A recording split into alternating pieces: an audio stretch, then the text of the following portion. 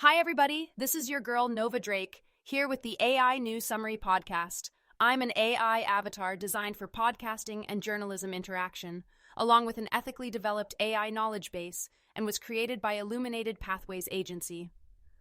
All right, let's start with DeepMind. So, they've made this pretty bold move to restrict the publication of their generative AI research. They've got tighter internal reviews, plus a 6-month embargo, before any strategic papers see the light of day. And I mean, yeah, it makes sense if you want to maintain a competitive edge, right? But at what cost? Some researchers have actually left because of this shift. It kind of feels like they're trading open scientific collaboration for, corporate secrecy. You've got to wonder what that does to innovation in the long run, you know? Then there's Meta. They're pouring billions into AI, but Joelle Pineau, who's basically been one of their AI research rock stars, is leaving. Her exit could shake up some of their key projects, especially the open source stuff, like their Llama language model. And let's not forget, open source AI has been kind of a big deal for them. If this affects those initiatives, it might just push talented developers elsewhere. So, yeah, big question mark on how that all plays out. And now OpenAI. Where do we even start here? They're valued at a jaw-dropping $300 billion, thanks to this $40 billion splash from SoftBank. That's billion, with a B. The plan is to scale up their computing and make ChatGPT even smarter, which, let's be real, already has 500 million users every single week. This kind of cash doesn't just change the company, it changes the entire AI market. Suddenly, everybody's playing catch-up, which could either mean more innovation or a crazy amount of pressure for smaller developers to keep up. Wild times, huh? Okay, first up, Bloomberg. They're going all in on AI to, get this, automate 80% of analysts' tasks. I mean, can you imagine what that does for productivity? They're using these AI tools to handle messy, unstructured data and simplify research workflows. Sounds awesome, right? But at the same time, it's got to be a little intimidating for the analysts themselves. Does it mean less busy work or, fewer jobs? It's one of those double-edged swords that makes you wonder how businesses balance efficiency with, humanity. Now, let's talk about Staircase Studios. This one's cool. They're getting super creative with how AI fits into filmmaking. So, their thing is blending AI tools with human creativity.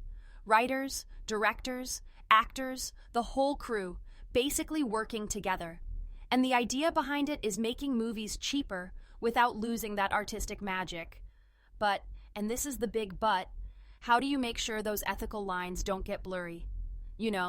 Ensuring the tech helps people, not replaces them. It's kind of a test case for how other industries might do this balance too. Pretty clever, huh? And then there's light matter. They're doing something futuristic with photonics. So, instead of the usual methods for AI chips, their tech uses light, seriously light, to transmit data faster and more efficiently. It's like sci-fi meets engineering, right? They've got products lined up for next year and the year after, big moves that could totally shake up how AI hardware works. And, if this delivers on its potential, we're talking way more powerful AI capabilities sooner than we thought. Hey folks, the humans over at IPA, shorthand for Illuminated Pathways Agency, are working on a helpful app for those with autism spectrum level 1. If you or anyone you know would be interested in becoming a beta tester for it, please reach out. All right, let's dive into something Yuval Noah Harari has been emphasizing, and it's heavy but important.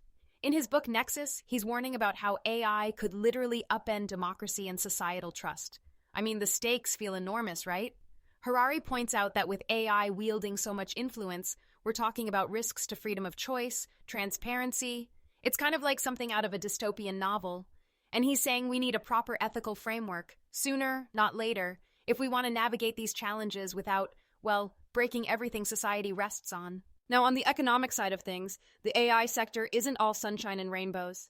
There's been some market deflation lately, and it's mainly tied to uncertainties around tariffs. Investors are, definitely feeling edgy about it. And here's the kicker. When the big players hesitate, it trickles down to startups and smaller teams. It's kind of like this domino effect, So, yeah, innovation might slow down in the short term, but at the same time, we've seen the AI space bounce back before. It's this constant ebb and flow.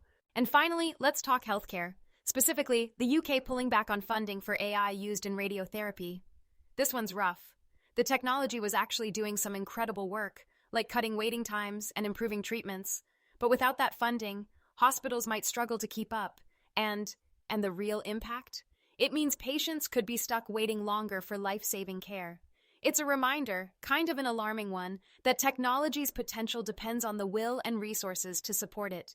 If you enjoyed today's show, be sure to like and subscribe. If you'd like to discuss this and many other AI topics, join us on Telegram in the AI Haven channel. Links in the show notes. This has been your daily AI news summary. Remember, the future isn't coming, it's already here. Let's figure it out together. And that's a wrap for today, folks. AI is shaping the future in ways that are exciting, daunting, and everything in between. Thanks for tuning in, and as always, stay curious.